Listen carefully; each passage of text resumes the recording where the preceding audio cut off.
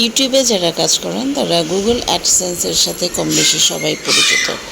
Monetization পাওয়ার একটা প্রসেসের মধ্যে অন্যতম এবং ইম্পর্ট্যান্ট প্রসেস হচ্ছে গুগল অ্যাডসেন্স ক্রিয়েট করা, সেই আইডিটাকে ভেরিফাই করা, সেখানে অ্যাকাউন্ট অ্যাড করা। এটা একটা লেন্দি প্রসেস বলতে পারি, কারণ প্রসেসটা অনেকগুলো স্টেপ আছে এবং সবগুলো স্টেপ আপনাকে মিট করতে হলে সময় সাপেক্ষ ব্যাপার।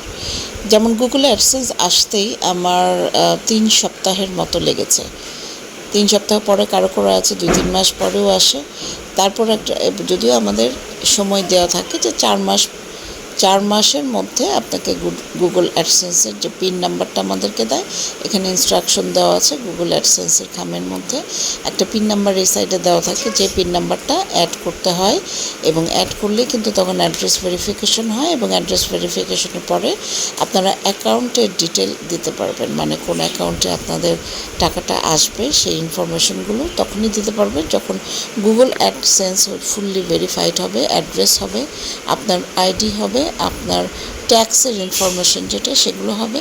সব কিছু ভেরিফিকেশনের পরে যে পিন নাম্বারটা আমরা প্রোভাইড করি, তারপরে হচ্ছে গিয়ে আপনি অ্যাকাউন্ট ডিটেলটা দিতে হবে অ্যাডসেন্সের মধ্যে। তো এটা হচ্ছে প্রসেস, একটু লেন্দি প্রসেস। আরেকটা ব্যাপার হচ্ছে আপনার কিন্তু যে অ্যাকাউন্ট নাম্বারটা, সেই অ্যাকাউন্ট নাম্বারটা কিন্তু দিতে পারবেন যখন গুগল অ্যাডসেন্সে আপনার $10 জমা হবে, তখনই আপনি অ্যাকাউন্ট দেওয়ার যে অ্যাক্সেসটা সেটা আপনি পাবেন।